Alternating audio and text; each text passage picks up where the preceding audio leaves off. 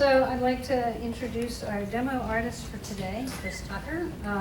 He's a multimedia artist who works in wood, in metal, and also digital, which is a very wide range of things. He has a Bachelor of Fine Arts from the Illinois Institute of Art in Chicago, and he has exhibitions in really interesting places like the Central Library of San Diego, the International Airport, and Mesa College. So with no ado, he also teaches woodworking, by the way, so this is a very multi-talented individual. Well, hello everybody. Welcome. Thank you for coming. My name is Christopher Lloyd Tucker, and I'm going to do a bit of an artist talk and a demonstration. I have to apologize. This is not going to be a participatory kind of a demonstration. I am a digital artist and a sculptor, which means that I'm really dependent on tools. And more than just tools, like actually like very large and expensive machines that I can't necessarily bring to a demonstration. So this is going to be more me talking about my process.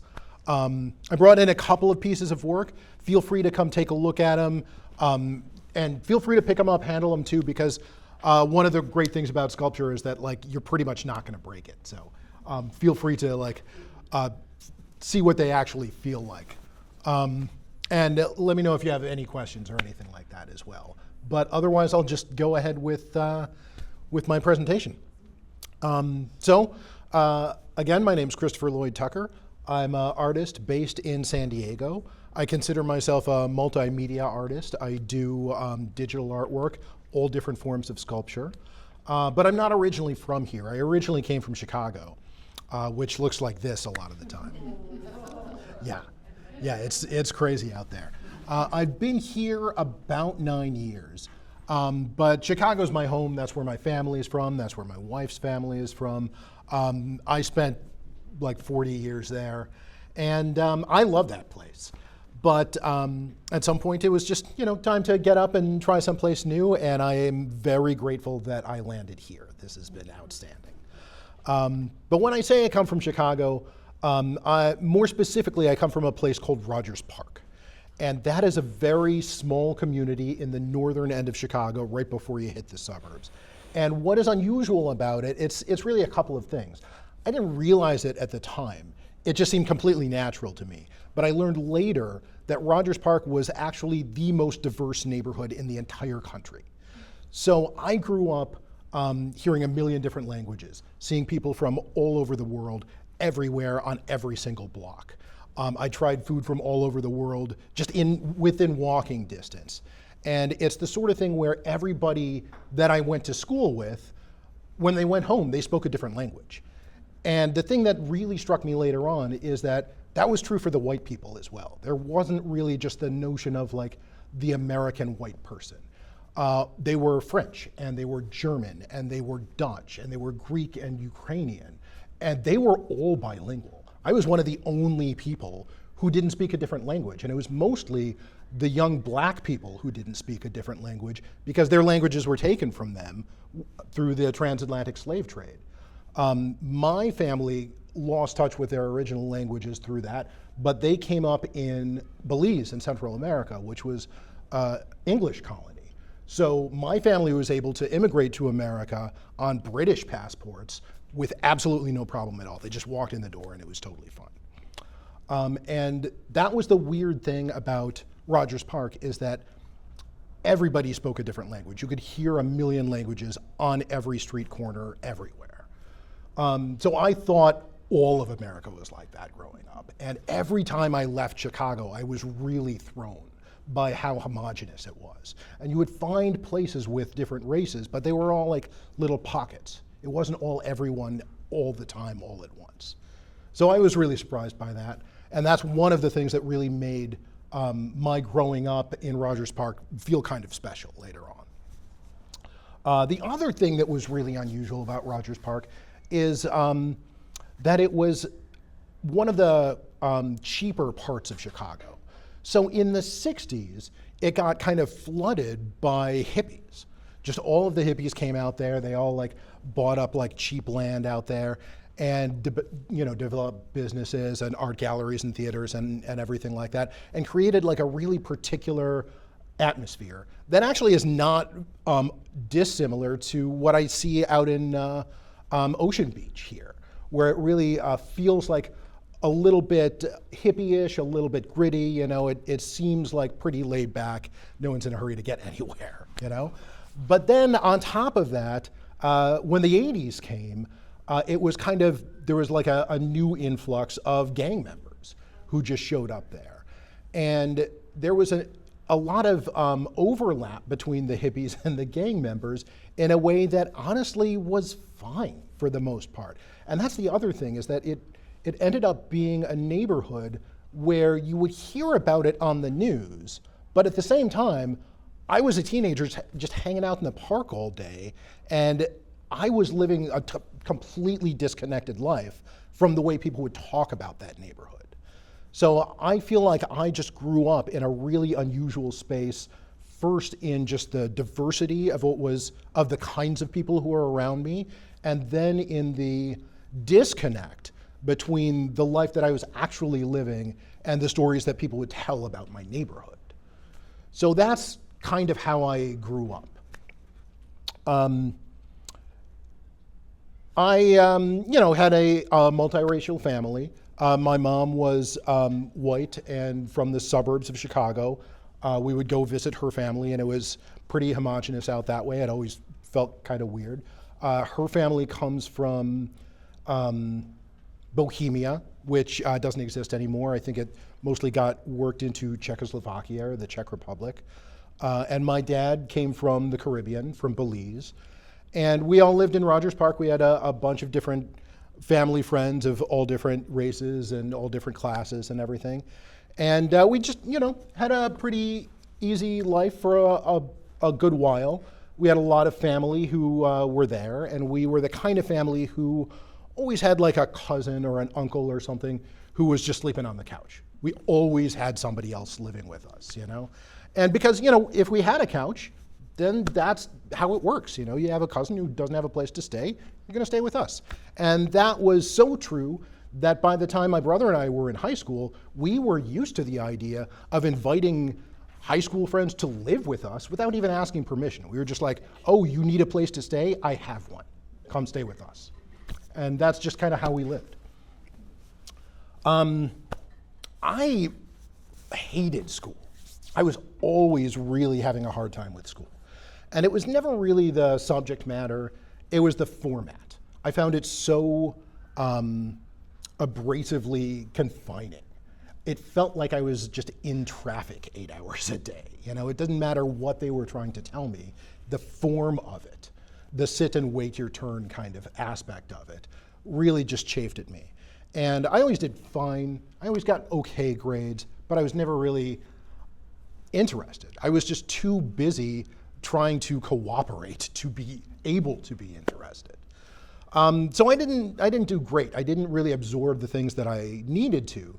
And I ended up feeling like I got most of my education after I left school just through reading.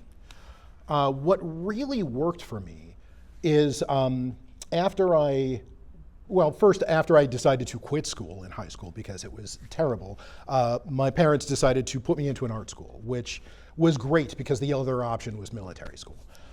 So art school worked well for me. I made a lot of friends. I got myself involved in an artistic community, but it still felt very similar. I still felt like I was spending most of my time just trying my best to cooperate with the structure rather than being able to really interact with the material that they were trying to teach me, which I feel like is a real shame, but that's just kind of how it went. The value, though, of art school, especially art school in a big city like Chicago, is that it wasn't just visual arts. I wasn't just learning about drawing and painting. I had a ton of friends in theater and in creative writing and in dance and in music. And because I was in high school, I was able to get free tickets to all kinds of things. So I was able to go to the Goodman Theater and the Steppenwolf Theater and see the Alvin Ailey Dance Club for free. Just all kinds of world-class artistry was just handed to me when I was in high school. And looking back, I cannot believe my luck that I was able to just absorb so much just world-class art at such a young age and really develop friendships with people who really valued that kind of thing, who didn't just go there for entertainment, but went there because there was something really to be seen there. Yeah, also, of course, Chicago has some of the greatest museums in the world, and I kind of lived at the Art Institute for a really long time because I was right at that age where it was still free. It wasn't until I was finishing high school that they started charging. And for the most part, like most museums were free. I feel like I was maybe around 17 or 18, and then all of a sudden, all of the museums started just charging just huge amounts of money. And that was really a shame because I just didn't get to see it as much anymore. So, but yeah, so I eventually did finish high school.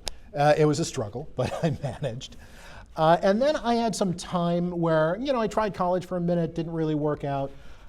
So I came home and just decided to try other things. And one of the other really nice things about Chicago is that after the Great Depression, the WPA decided they wanted to put together a program that really helped people develop skills for the workplace. And the way they went about doing it is they went to every single public park in the city. Every place had a field house. Every field house had some kind of craft room, some community room, something like that.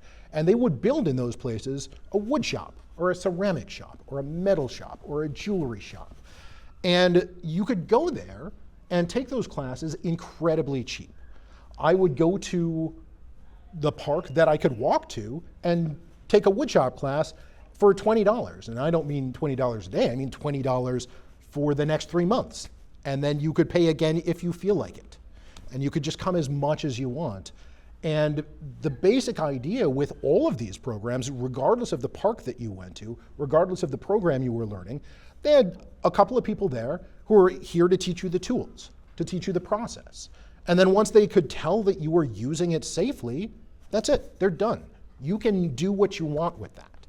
And I found that when the program was, someone is going to teach me how to use some tools and then let me go to do whatever I liked, I absolutely thrived. That is what I was missing in school, was that opportunity to be self-directed. So I went to wood shops and I learned woodworking. I went to metal shops, I learned metalworking. I went to jewelry making shops and I learned jewelry making. And then I did well enough with jewelry making that I ended up getting a job. I was hired by the guy who taught that class to be his assistant. I was a jeweler's assistant for more than a decade. I worked in a metal shop doing welding and blacksmithing, and I ended up being the shop technician, fixing the tools, making sure everybody else was using it safely. So I spent about a decade and a half just doing jobs like that, assisting artists, assisting shops, stuff like that, where everything was kind of art adjacent, Everything was like, you would make something, you would like put together a gallery show for a cafe somewhere. So that's basically how I came up in Chicago. And then at some point I found an opportunity to go back to school pretty cheap. And I went there and I studied animation, 2D and 3D animation, which is where I learned most of the digital tools that I use these days. And I was working as a freelance animator when my wife finished her PhD in art history and started looking around for jobs. And we ended up in San Diego, which I feel like is a pretty great pick. So yeah, we got out here. I want to say it's about 8 to 9 years ago at this point. And it was great. It was the only time we had ever really left Chicago for any extended amount of time. And it was really a very sharp but very nice change. Because after all, it's beautiful out here. I don't have to shovel any snow at all. It's really great. So I kind of went back and forth between different things for a while. I was doing a little bit of freelance animation when I first came out here, but it pretty quickly became clear that like if I was going to work in media arts at all, I was going to have to be in LA at least once or twice a week, which didn't really work for me. In Chicago, you do not need to drive. I didn't learn to drive until I was in my mid-30s because you could walk places, you could take the train places. Driving is something that you can do if you feel like it, but you really don't need to. So that was a big change for us. We drive everywhere now. I've gotten used to it. I like driving around here. It's very like curvy and mountains and everything. My wife hates it, absolutely hates it, but we're making do. So after a while, she landed a job at Mesa College, which is what brought her out here. She teaches art history there, and she has a great community there, really loves the school, and is likely going to be there for her entire career.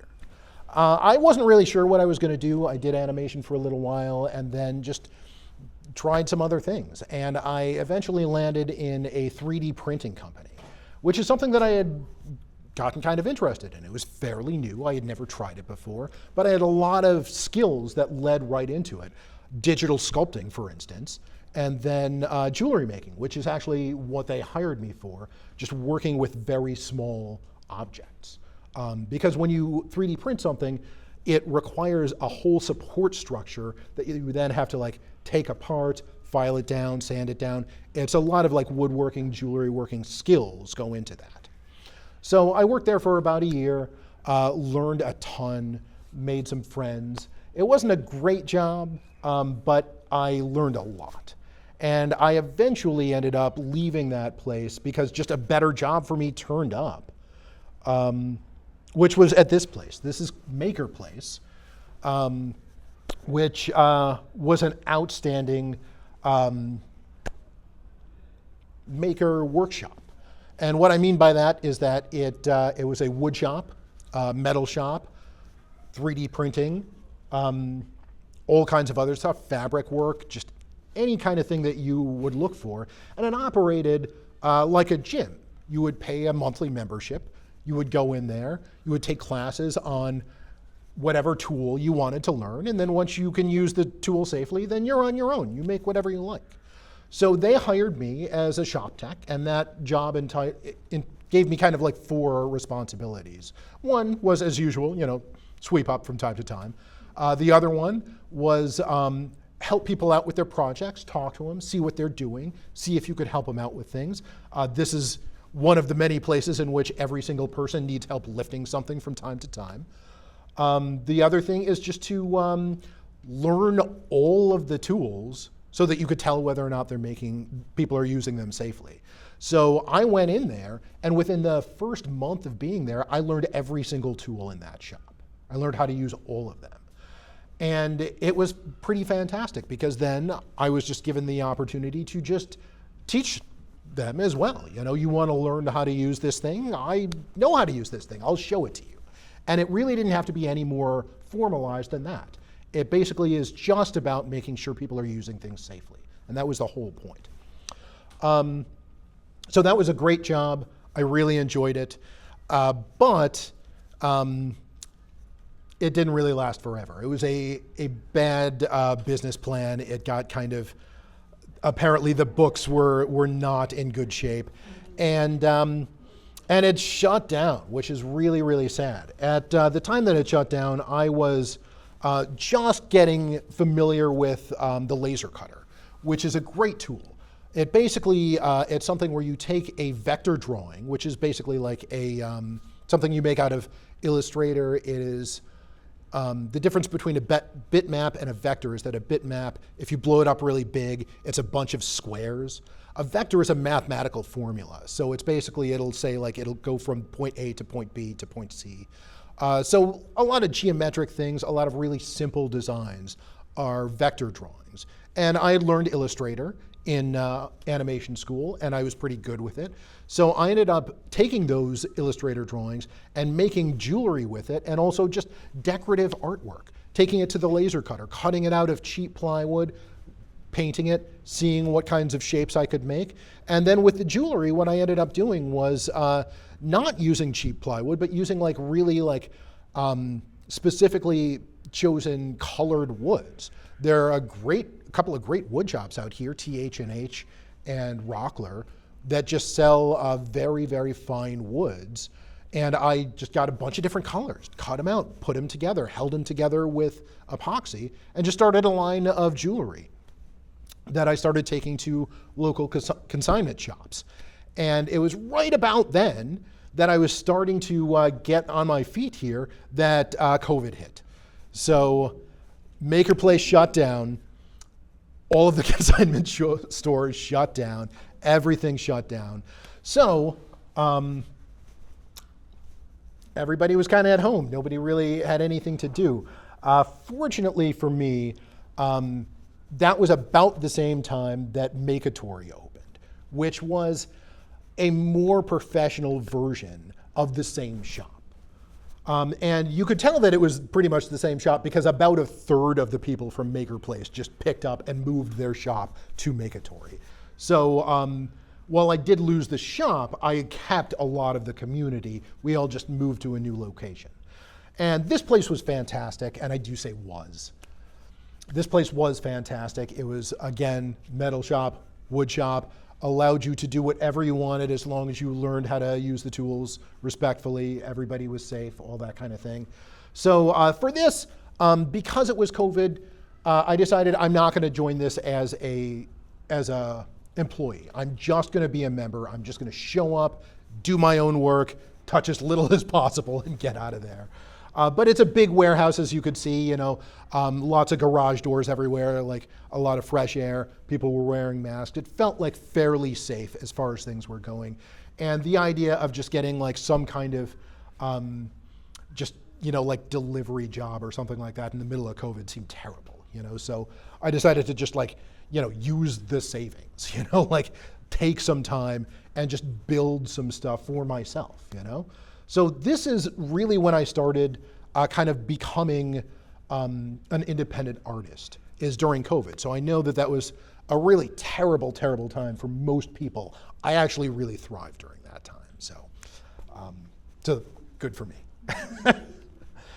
So this is one of the first pieces that I did during that time. And basically what I did is I just took exactly the same plan that I was doing with the jewelry, and I just decided to apply it to a portrait.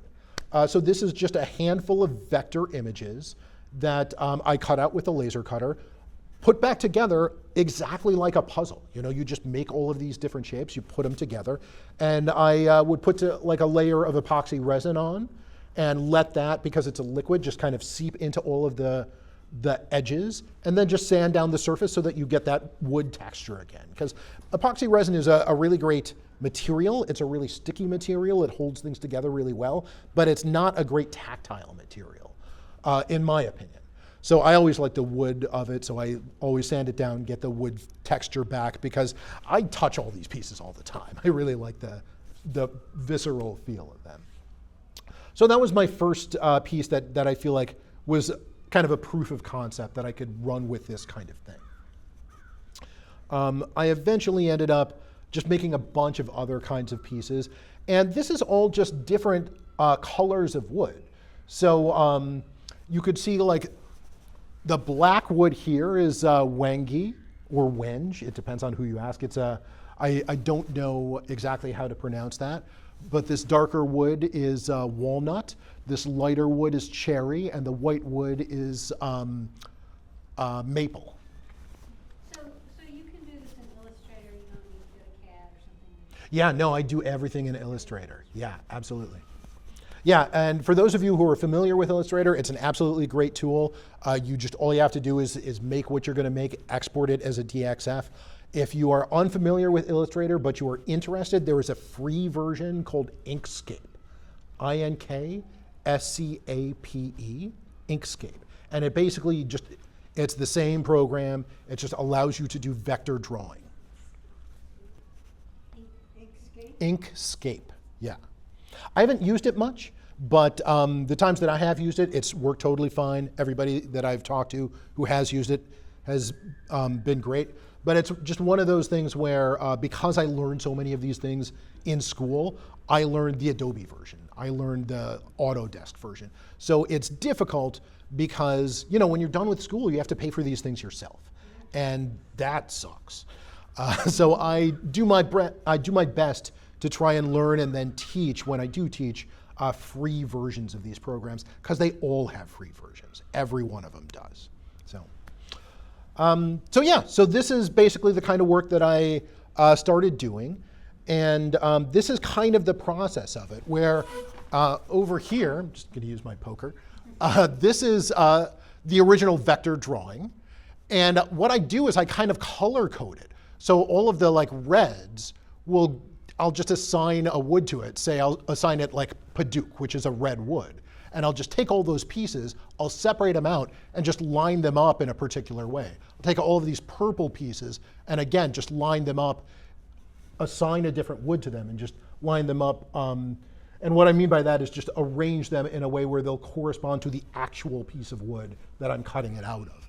So for instance, I'll be cutting a lot of this out of a 5x9 piece of ash. So I'm able to use like larger pieces here, whereas this is a 3x3 piece of wangi, and I just pack all of the tiny little bits in. So then I'll get all of these pieces out from the laser cutter, and then it literally is putting together a puzzle. And I actually have a short video of that I'll show you in just a second. This is the construction of this piece here. So you could see just kind of like different versions. On the one hand, it's just the vector drawing. Over here, it's the piece when it's like halfway put together, and this is like most of the way put together. This is a portrait of my uncle that I'll tell you about in a little bit.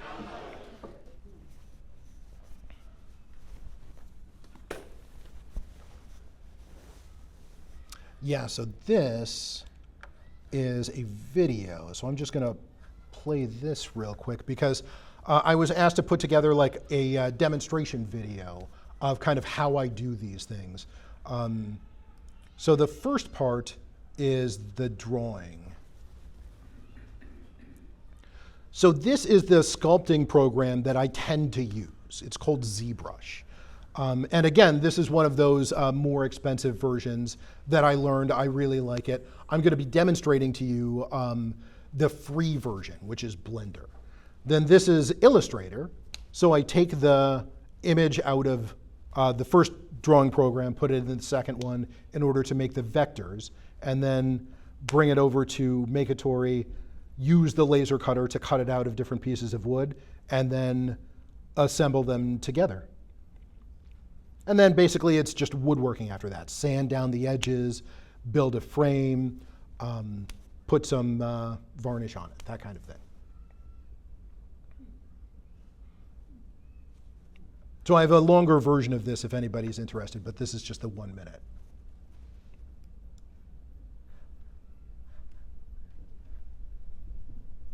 So that is the kind of work that I had been doing, and it had been working out pretty well for me, to the extent that by the time COVID restrictions started lifting, I had myself a body of work to show, which is pretty nice. But you know, as you know, the restrictions kind of lifted and then went back in and then lifted a little and went back in. So I had a couple of little shows here and there that I was involved in. But I always just kept drawing because I ended up using digital sculpting tools a little bit like a sketchbook. So these are just two other kinds of drawings that I would make out of ZBrush. And ZBrush is the digital sculpting program that I tend to use. And as you know, as you can see, it just makes there's a lot of variety you could get out of it. This tool is essentially used for animation, to be a companion to animation software and to video game development, but you can use it for all kinds of different things. So these are just a handful of the drawings that I did. Just for clarification, Yeah. so you've used that term digital sculpting several times. Yeah. And I'm kind of stuck in my head about what that means exactly. What- Is it a 3D modeling? Yes, it is a 3D modeling tool. Yeah, so it is, I will show you exactly what it is, and then I will demonstrate it in a little bit. So this is the longer version, and this is basically what it looks like. So this is a 3D model that I am using as though it is imaginary clay. So digital sculpting is just a term that's used for a very specific kind of 3D model.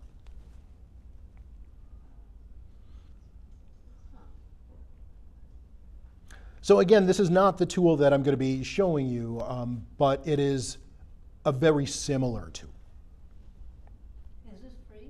This tool is not, but the tool that I'm going to show you is, and I'll tell you all about that. Right, this just looks really cool. Yeah, honestly, like I feel like this is literally the most fun method of drawing I've ever used. So I end up using these animation tools just because because I like them. I like them more than a pencil, you know? And I feel like you're able to really get a lot of variety out of it. Like these are just different kinds of images that you're able to get out of it. But I also just really, really like digital tools because you're able to do so much with so little. So my example for that is this. These are both the same drawing. They're just rendered in a different way. And rendering is basically just a way of adding lights, adding kind of Photoshop filters, adding different color palettes to the drawing you already have. So these are exactly the same drawing. And this is the same drawing as well. And this is the same drawing as well. These are all the same specific drawing.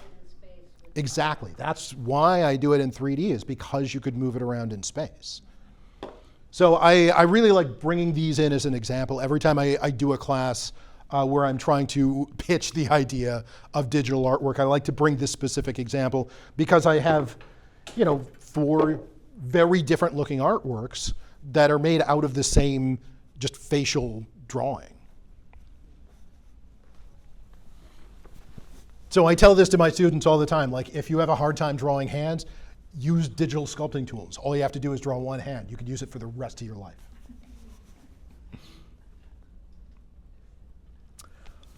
So this is one of the pieces that I especially liked. This is one of my earlier real successes. And this is starting to be kind of like the intersection of COVID and Black Lives Matter, when all of that was happening at the same time. I ended up doing a lot of work that was kind of based on that intersection, and this is one of those pieces. Just kind of the idea of like a figure sort of floating in space where it's sort of ambiguous and you really don't entirely know what's going on. And I ended up using this drawing as well for a lot of different pieces. In fact, this is one of them. This is the same drawing. And it's just made in a different way. So it's, because it's 3-dimensional, it's rotated around. It's taken from the front rather than from the side. And this one, this actually is on display right now. It's in a show called Sin Medio down in Logan Heights. It closes on Saturday, if anybody's interested. But yeah, this piece is called Hands Up Sunshine. And it's about the idea of not really knowing what you're seeing right away.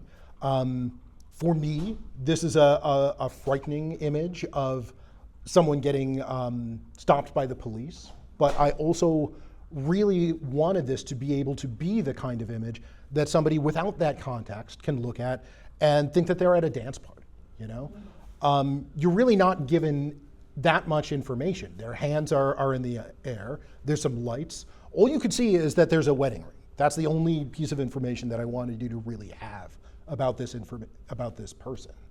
So yeah, and this is one of the first times that I used 3D printing in one of my pieces. So I had learned 3D printing, and this, again, is a 3D printed piece, but I hadn't really used it that much in my artwork. It was just something that I had kind of learned, thought I might use in the future, and this is one of the first times that I started using it.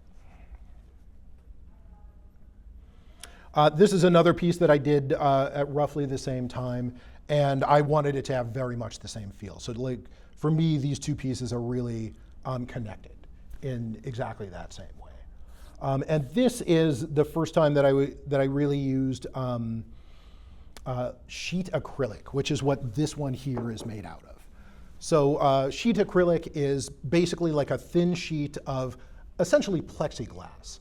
It's just a colored plexiglass. And if you ever are driving around and you see like a lit up sign for like a Vons or a Ralph's or something like that, that's the same material. That's sheet acrylic.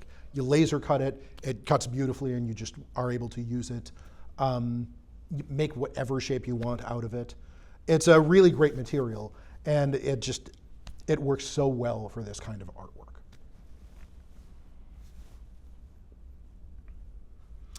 And these pieces, again, like a lot of these are going to be on the same theme because I made these all essentially like within a year and a half, These are very specifically about when Delta came back because Right before that, and my wife and I had our first like trip back to Chicago. It felt like the pandemic was over. We went to see family and friends and hugged people for the first time. And then like as we were on the plane back to San Diego, they like announced like there's a pandemic again. We're just doing the whole thing again. So yeah, there was a lot of a lot of sadness during that time. So that is how that works out. And then this is another piece that very much pandemic related, you know, just about kind of being out in an empty space and kind of like losing parts of your inside, becoming like a little bit more like transitory, I guess, just like emptied out. This piece actually was purchased by the County of San Diego, so it's on permanent display in the Southeastern Live Well Center. So if you're ever down that way. Live Well Center. So that is like a large complex that has, I'm not 100% sure I'm getting this correct, but I think it's got a lot of different public services all kind of collected into one building. And how big is this piece? This is maybe 3 feet by 2 feet, give or take. So, something like that. And then this is essentially like the most popular piece I made. Everybody seems to really like this one. This is a little bit larger. This is about 5 feet tall. And it's of, I saw a photograph at some point that this is based on. And it was a family who was just walking down the street in some place in the third world. I really don't know where. Everybody had kind of like homemade clothes. The streets were dirt. And everybody was kind of like, you know, just going about their business. But this particular lady was, you know, maybe 11 years old in this bright yellow outfit. And it just reminded me of that Beyonce video where she's walking around with a baseball bat. And it just like, just her energy was just so magnetic that I ended up doing a drawing of her. And every time I show it, people just love this piece. So. And then this is one of my very favorite pieces. I called this one Close Knit. And this one was another kind of let up of the COVID restrictions when people were first starting to go outside, but also just first starting to go into crowded bars for the first time and be very close to people, and how uncomfortable that was and how weird that was. So this started out for me, one of the reasons this is one of my favorite pieces is that this started out for me as a very tense piece, a piece about like people being too close to each other.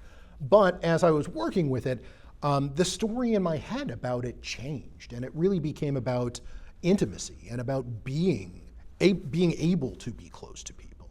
And it really ended up reminding me a lot of my cousins and just the way that we kind of like hang off of each other, you know?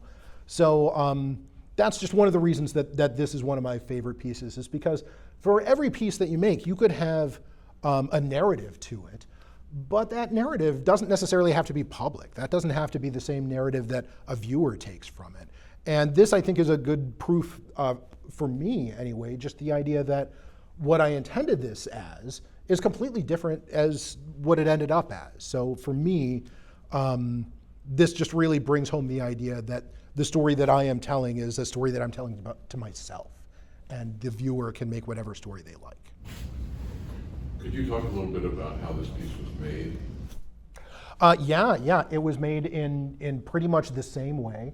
The difference is because it's got multiple characters. So I've got 3 fully sculpted people in one scene, and it's the sort of thing where you like take the camera essentially and move it around as though it's a film set. You move the camera around, you move the lighting around until you get exactly the shot you like. And then you make a rendering of it. And then from that rendering, you're able to make it into a vector, and you cut it out with a laser cutter. So this was just the same as all of the other pieces. It was just way more elaborate, especially in this woman's hair. You know, all of those tiny little slivers, you know? So, So now all right, so back up a minute. Yeah. I don't want to be too whatever, but. No, for sure. All right, so you have all the pieces cut out. Yeah. How do you, and then I presume you're attaching it to the back piece would be another piece of wood? Yeah, so at first I was just putting two pieces together and putting like some epoxy on it, but that ended up being problematic. So I glue things to plywood, a real thin piece of plywood. So it's got just enough glue to keep it in place. And then once I've got all of the pieces together as a puzzle, I very carefully pour epoxy over it. And that epoxy finds all of the tiny little cracks because it's a thin liquid. So it just drips into the cracks in between all of the pieces of wood. And that's really what glues it together. And that's the way this piece was made? Yeah, absolutely. Yeah. So the black area is black epoxy? No, the black area is a black wood. That's Wengi again. Honestly, that is my favorite wood. It is so cool. It's such a dark wood, but almost every single time you touch it, it will give you a splinter. Yeah, it's beautiful though. You put a little bit of oil on it, and it just it kind of sucks all the light in. It's really nice. Is that sheet? So all of the pieces that I use are about 1/4 of an inch thick. So this piece is about 1/4 of an inch thick plus maybe 1/4 of an inch of plywood. So it's about 1/2 inch thick, but then because I put epoxy on top, I sand it all down until I get back to the wood. So it gets a little bit thinner than that. I learned how to use a bunch of woodworking tools, but I am not a carpenter. The stuff that I make, it bows. It's not necessarily all flat. All the corners don't necessarily meet up exactly. I am a sculptor, not a carpenter. So yeah. So you said it's wingy? Wengi. Wingy, is that a Yeah. tree? It is. Yeah. I don't remember where it is from, but it is. Yeah. It's Central and West Africa. Fantastic. Thank you. All right. How do you get it in, I bought it before, but how do you get it into that 1/4 inch? TH&H and Rockler both have these 5-inch by 24 or 48-inch boards that are 1/4 of an inch thick. They're already cut. You could also get smaller pieces, but that's the kind that I tend to use. So I was using the, I don't remember the measurement. It's a little bit smaller. It's not quite 1/4, but it's in between the two. I was using that for jewelry, but then for these pieces, I use the 1/4 inch. And yeah, it is expensive, but it is worth it, in my opinion. Are we going to see Wengi showing up in some sculpture? The what? Are we going to see this black wood showing up in some sculpture? I used it for bases. Yeah. I don't do what you do. You've seen my work. I don't Yeah. do that fine work. Well, I was honestly- asking about how do you get it 1/4 inch? Because when I bought it, it's been. Yeah. Well, I mean, honestly, at Makatory, they had a splitting saw where you could take a piece and split it in half. It was the thickest, choppiest bandsaw I have ever seen, but it worked. So I was a little afraid of it, to be honest. Yeah, so I ended up making all of these pieces, having a body of work, and then one of my wife's colleagues at Mesa College decided to put together an art show that she invited me to be a part of. And this was the biggest art show I had ever been in at that time. It was called Echoes of Africa. It was on the roof of the Central Library in downtown San Diego, which still I think is the tallest building I've been in San Diego. It's got a beautiful view. When I went up there for the first time to just see the space, there was a monster truck rally out in Petco Park, and there was just these trucks jumping in the air. It was great. So this was an outstanding show because it had 5 local artists and pieces from the World Cultures collection of Mesa College. And I don't know if you're familiar with this, but Mesa College has an enormous collection of African art. And for the most part, it's been in storage. They only just, maybe 6 months ago, were able to put it into a display room. And in the next year and the next year or so, you're going to see a lot more advertising from Mesa College to come and see this show. They're going to be doing all kinds of, not this show, but they're going to be doing all kinds of different shows about the collection because now they actually have a space to show it. But I was able to go into the back rooms, the storage cabinets, walk through them, look at all the pieces, take photographs of it. And the idea was that it was getting contemporary black artists to do a take on some of the pieces from the collection and just to just do art that's based on that. And then they had some pieces from the collection, some pieces from my work and from 4 other artists. And it was just a really fantastic show. I got a lot of good press out of it. I talked to the newspapers, got interviewed for television. It was really fantastic. And I couldn't be more grateful to her for including me in that show. And we have ended up collaborating on several things afterwards because of that. So that was a really great show for me. And around the same time, I ended up getting an artist residency at Art Produce, which is in North Park. And that is the only artist residency I've ever done. They basically just, gave me just a room in the back of the gallery for a couple of weeks and just asked me to make something. And it was nice because I was able to make a really nice piece. I really found a home in the gallery and I really found a community there. So this was a really great time for me because I really felt like I was being welcomed into the artistic community of San Diego at that time. So that was really great. And this ended up being the piece that I made during my residency and then showing at the library show. This is called Mukim, and it's a representation of a mask from the Democratic Republic of the Congo. And it was just a fantastic piece of artwork that I was able to borrow from their collection and just have and research and look at and do a drawing from, and just turned out really nicely. And while I was doing that, I was also doing this piece in my home studio at the same time. So these two are really very connected for me. You end up kind of having that sort of thing where you end up having an idea or you start one thing and then move on to another and then kind of go back and forth, where you end up with pieces that just feel like they have a connection to each other.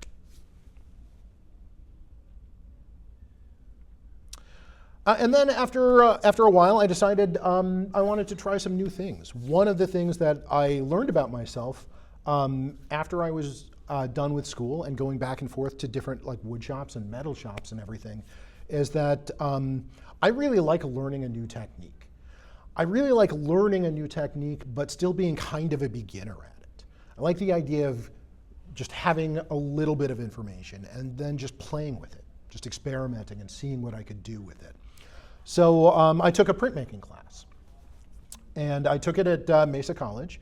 I convinced my wife to take it with me. We convinced our neighbors to take it with us. So we had a little 4-pack of people just making prints. Made a couple other friends there. It was pretty nice. But what I did was I went through, did the regular lino cuts and mono prints and stuff that everybody else was doing. But because I had access to this laser cutter, I took these drawings and cut them out with a laser cutter and did a print with that. So, this is the same piece you saw before, and this is just the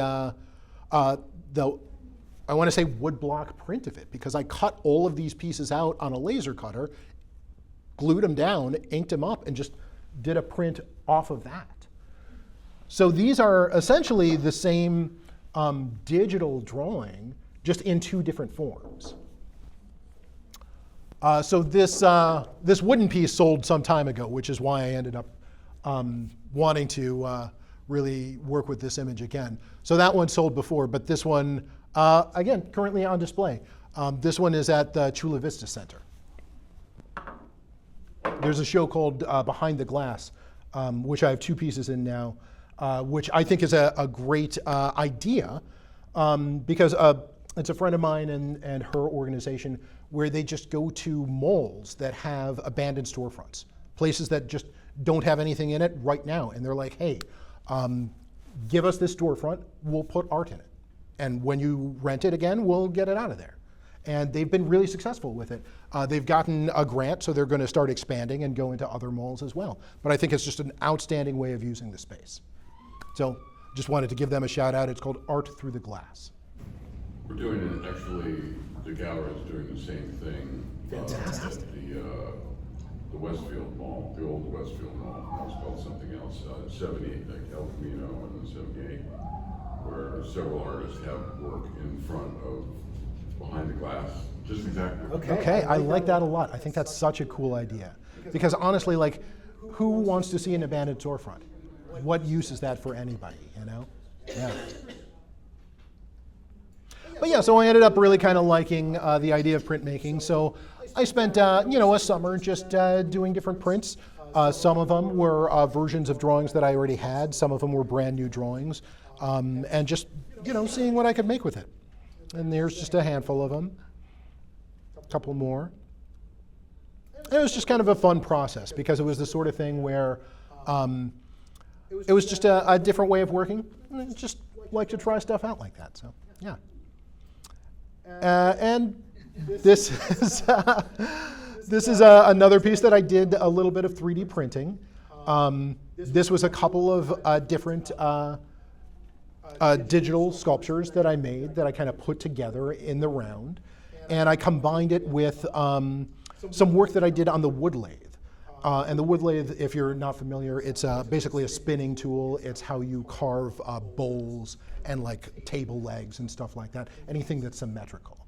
I used to teach the wood lathe at Maker Place for a year or so.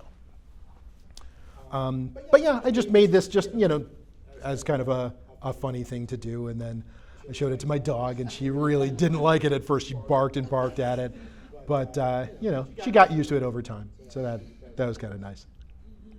That's my dog, by the way, Judy. She's adorable. And these are just a handful of other pieces that I made. I started using a kind of mirrored acrylic, which basically it's the same material. It's just got a mirrored surface. So I ended up using that essentially the same way, just putting it into a composition. And this I just left right outside of my front door so you could kind of see yourself in the mirror right before you leave, So this is just where I check my reflection, make sure I look okay before I walk out the door. And this, another piece that's on display at Art Through the Glass right now. This one was a particular piece for me that I have a narrative of where I was just driving down the street, right? And it was what they call the golden hour, where the sun is like just perfect. It's just like reflecting everything just beautifully. And I stop at a stop sign, or a stoplight, and I look out of the rear view mirror, and I see these two guys and a car behind me. And the sun is low enough that you can't see their eyes, but their teeth are just glowing. And it was in college area. It was a couple of black kids. They were playing loud music, and I thought, like, two things at the same time, like how terrifying this could be for somebody, but also like how beautiful this is, how much they're glowing, and you could see how much they were like joking around and grabbing onto each other and acting like brothers, So it was like two totally conflicting narratives at exactly the same moment. So I just like tried my best to just remember exactly what that looked like and go home and draw it immediately. Another question. Yeah. So you've done this piece on the same similar way where you have a piece of plywood and then you attach other wood to that plywood. Mm-hmm. Yeah. So did you stain the original plywood that was like the back? No, you know what? I don't say anything. None of the wood that I use is all chosen for color. So what kind of plywood was that you used? It is the cheapest plywood I could get, honestly, because it's just structure.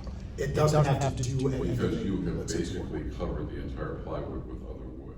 Yeah. And I haven't done it, but I'm fairly certain that if I took one of these pieces that is all glued to the plywood and then has the resin stuck on it, I bet if I flip it over and sand down all that plywood, the entire piece would hold together, because it really is the epoxy that's holding it together.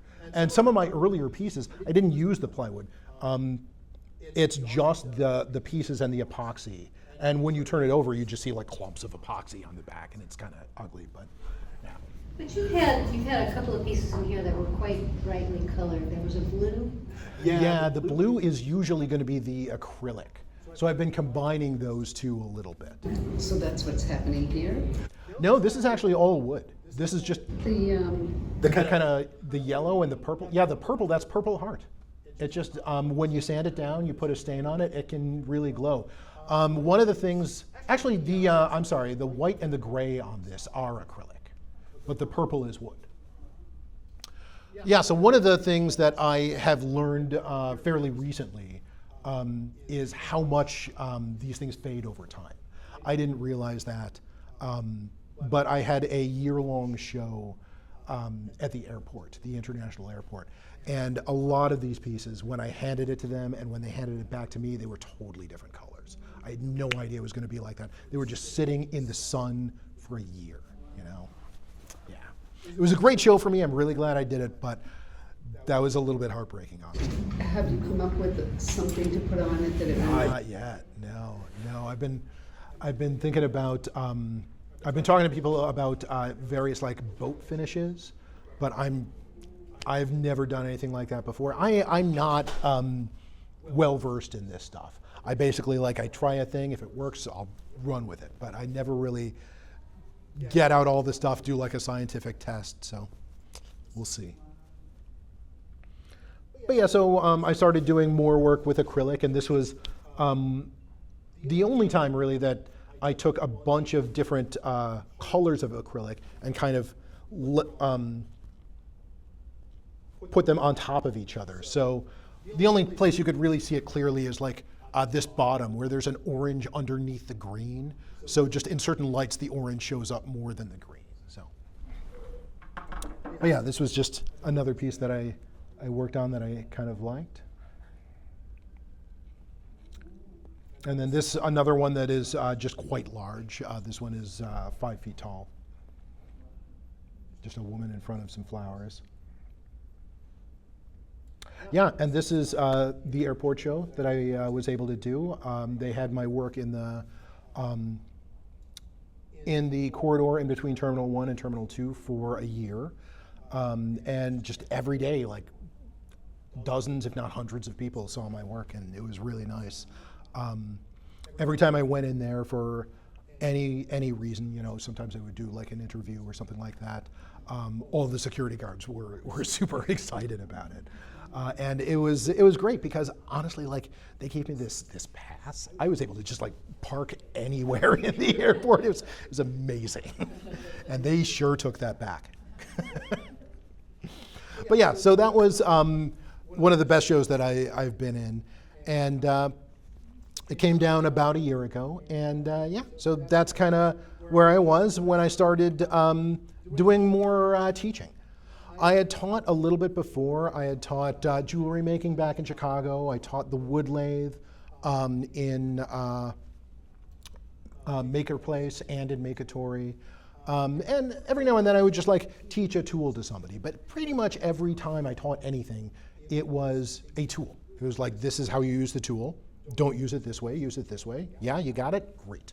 Hands off, done. I eventually did a show at Art, and they invited me to be a teaching artist, where I basically get a group of high schoolers. It's an after-school program, about 4 hours a week, and I'm able to teach them kind of whatever I want. The first time was a installation building program. So they basically gave me a room and 12 students, and they were like, build an installation. And that's it. That's like all of the instruction. So I taught them all how to like cut wood and like build fake walls, and we did like lights and everything, and we like made some digital music and like made some special effects and stuff like that. A lot of it was like cloth and lights and stuff like that. But then I ended up convincing them all to be actors. We wrote a script together, we filmed parts of it, I had them perform parts of it, and it is not easy to get high schoolers to perform something that they do not want to perform, but they did a great job. And it was super fun. They all made friends. They're still friends, a lot of them. So that was pretty outstanding. And I've been there for about 2.5 years now, and I taught that class, and then I taught another class after that, which was more thematic, where I taught a class about the chosen family, and a lot of that was about creative writing, about thinking about who matters most to you in your life, and whether the blood relations are important or not. And to just kind of think that through, write that out, and make art based on that. And then I ended up doing that, and I made these 2 images. And these are 2 of my very favorite pieces now. These are some of the most recent pieces I've made of my uncle and of my father. And you know, when I did this class, it seems like each time I do a class there, I end up taking some aspect of that into my own work. So with this class, I ended up going through a lot of old photos to show them and talk to them about like who's important to me and why, to kind of get them to do the same thing. And it was nice. They did great. A lot of them, like, they would like get up in front of everybody and tell a story and start crying. It was like the moth. It was outstanding. But yeah, so I ended up doing these 2 pieces based on family photographs. And I super like them. I've actually been able to show these 2 pieces in more galleries than any of the other work that I've shown. So I'm really pleased with how they turned out. And then I did a digital sculpting program where I taught them Blender, which is the program I'm going to show you in just a minute, and basically just how to make things for a 3D printer. And then we got a 3D printer, and every student in the class 3D printed something. We had a very miniature gallery show at the end of that, but it was nice.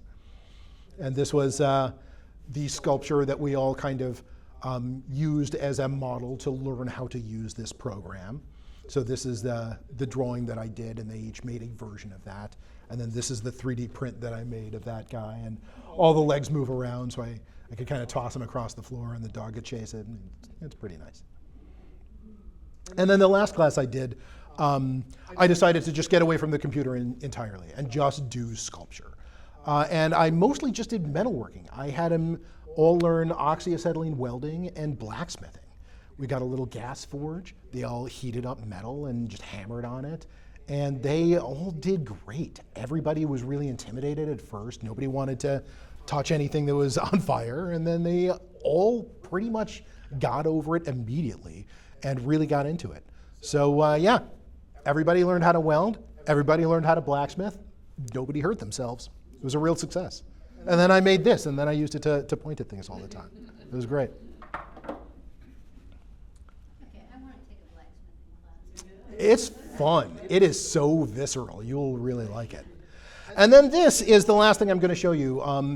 A couple of months ago, I was given a commission by the city of San Diego to create a public artwork.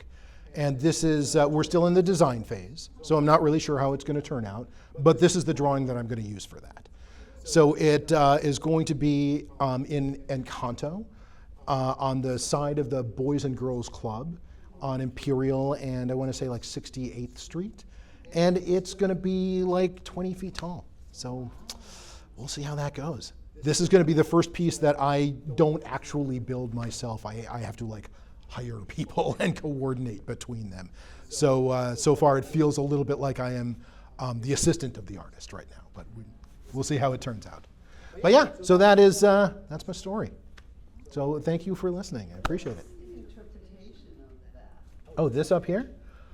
So this is a bunch of the drawings that I did from the African Art Collection at Mesa College. When I did that show, I ended up doing so many drawings, taking so many photographs, that I ended up wanting to use them for a bunch of different things. And because this is a largely black neighborhood, this is the Black Arts and Culture District, they just announced that about a year ago. I wanted to bring a lot of black imagery into that, and specifically black imagery that they can actually go and see the actual real object just by getting in their car and driving for 20 minutes. So that was important to me to bring those two connections together. But yeah, otherwise, there are just a lot of drawings that I had done previously. This guy in the hat is the same as this other guy in the hat from a different image. This guy.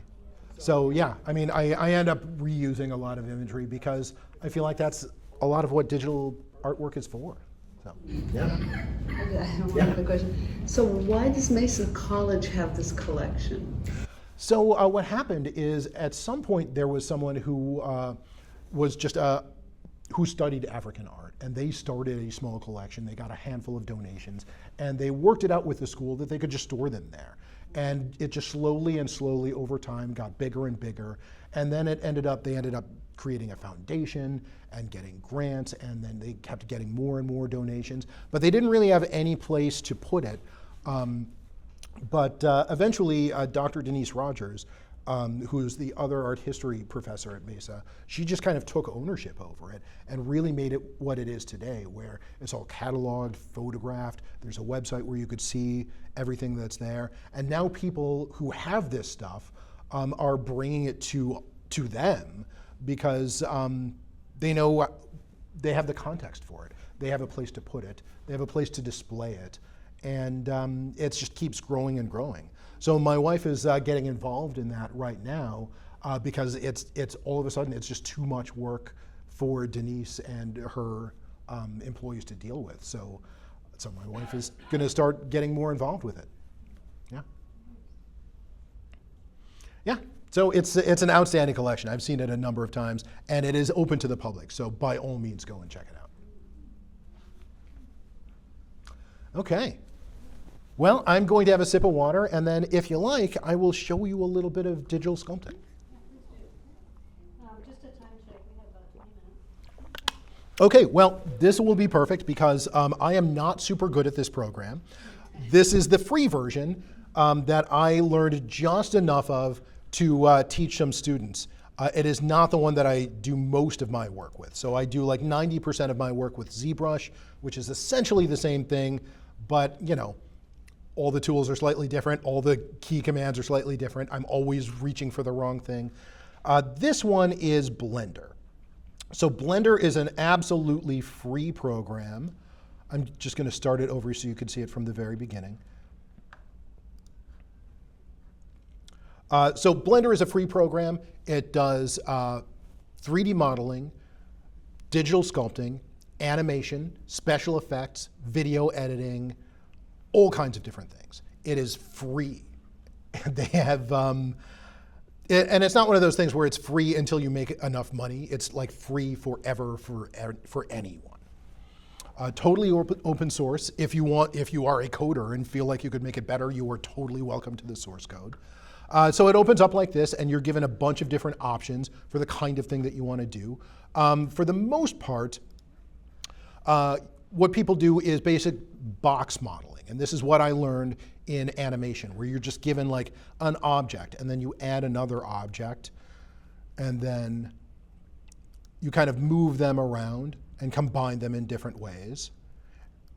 And then, you know, you've got like a larger object, or you could take this particular object and you can go into the properties of that object and change it around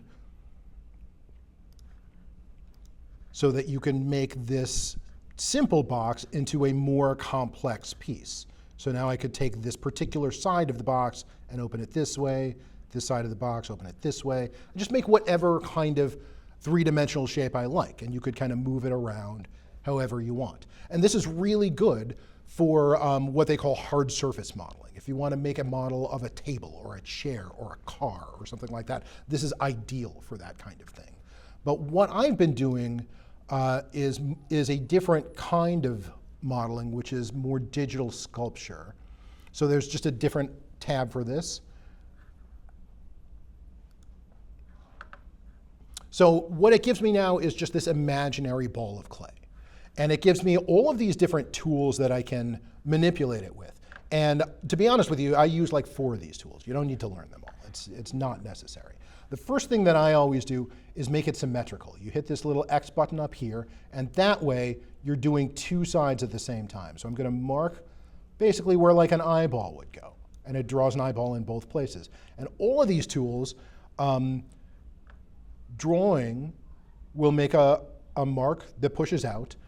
Holding down Command will make a mark that goes in. So you could just make a bunch of different shapes. And you've got just, your little, you can make your little ear and whatnot. You can make your little nose. And this is great for cartoons. This is great for monsters. Usually I tell people when I'm starting a sculpt, I'm like, I spend about 5 minutes on this, and then I decide if it's a human or a monster. So this is the drawing tool. I also use a carving tool, which just carves like sharper edges in. But what I mainly use is the drawing tool and the grabbing tool, and that allows me to move it in larger ways. So I could just bring this whole head up, make it bigger, bring the whole chin down and forward.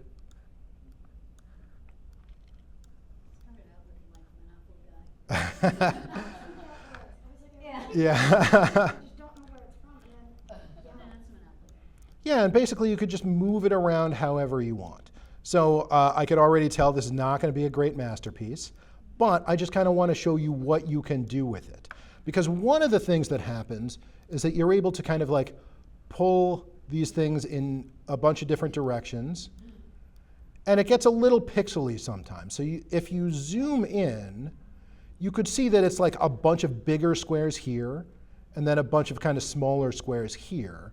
And there's a tool that fixes that. So you could just remesh that whenever you stretch it out too much, and that just kind of reconfigures how far apart all of the lines are. So you can keep growing this over and over and over again and still have a reasonable amount of elasticity within it. But the cool thing about it is that it still works with the other tools. So for instance, I could go back into a different mode and add an eyeball and just put that in place. And that's, and that's not going to change my ability to make the sculpture. In fact, I feel like it really helps out to have a handful of other physical objects in there to let you know kind of like what size and shape everything is. So, so I would like to do an actual clay sculpture. I have an idea in mind, and I was told that I needed to draw 8 views of it in order to use that as the model for my sculpture. Really? Oh. This would be way easier. Oh, this is for sure easier. Yes, this is. Yeah, because you could just, there's your front view, there's your side view, there's your top view. Yeah, absolutely, yeah. But one of the things that I think is really cool, I'm going to do one thing that just takes a second and then get right back to it, is that you can, when you're done, and you don't even have to be done, you could do this at any point, you can start painting this. You just have all of these colors, and you can just start painting on it however you like. So the output of this can go into a 3D printer? Yes. The output of this can go into a 3D printer, yes.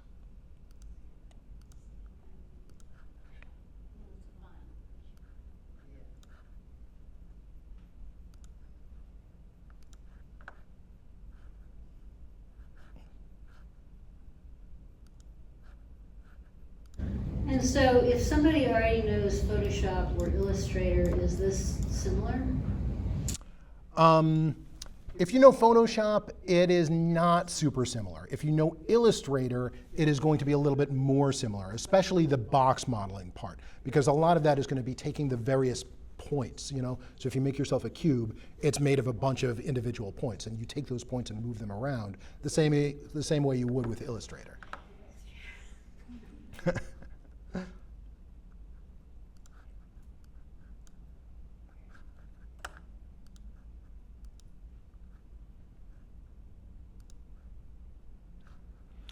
But one of the things that's really neat about this is that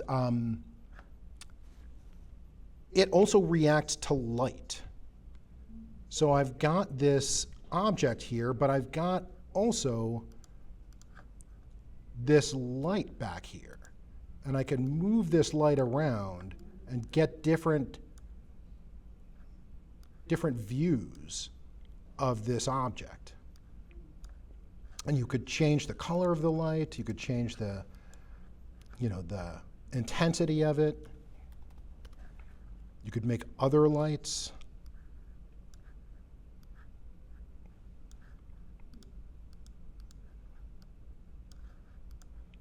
So you could make a bunch of different kinds of things, and then you could render the image, which basically means that you're looking through the camera, and you could do like different like aspect ratios and stuff to get the image. And then this rendering, this 2D flat image, is basically what I would take into Illustrator and then change around. Whereas this 3D live model is what I would take to a 3D printer.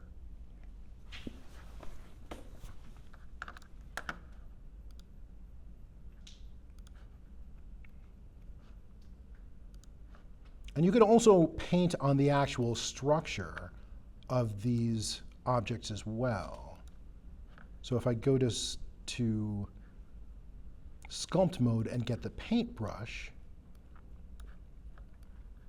I could just like paint on the creature too. And then that way, that will reflect on the light as well in different ways.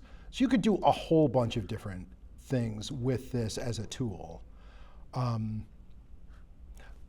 yeah, so any other questions? I know I didn't make anything all that cool, but it's a cool program, and because it's free, it's 100% worth your while to try it out. So it's called Blender, just like the object that you make a margarita with.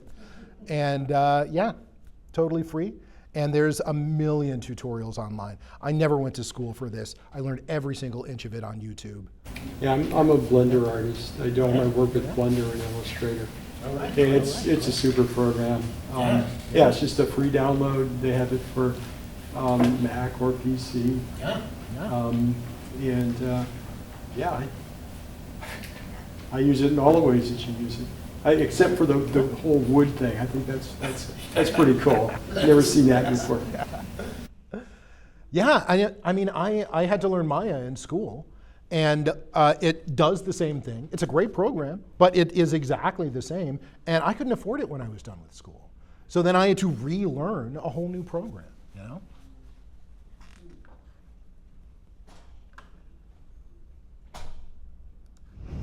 So there is an app that I have used called Pose It. Okay. It has male and female figures in it, and it allows you to put them into any pose that you want. It doesn't have non-human figures. The nice thing about it is that sometimes if you're trying to figure out how to compose a scene, you can use Pose It to try to work out what you want your composition to be. Yeah, that sounds cool. Yeah. And it's a whopping $4.99.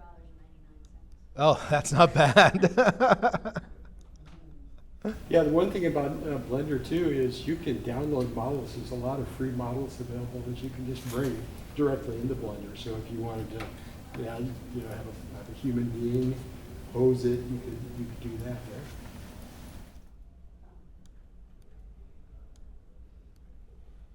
But yeah, it's a great tool also just in the sense that like it will export to any kind of file. It'll export for a 3D printer, it'll export for a CNC mill, it'll export for Illustrator, for Photoshop, it'll export for anything. You could make, I mean, I don't know that you could make a PDF, but you probably could make a PDF. But yeah, any other questions? Nope. Okay. Well, great. Yeah. Well, thank you for hanging out. I appreciate it. All right. And again, feel free to come take a look at these things. You're not going to break them because they're sculpture.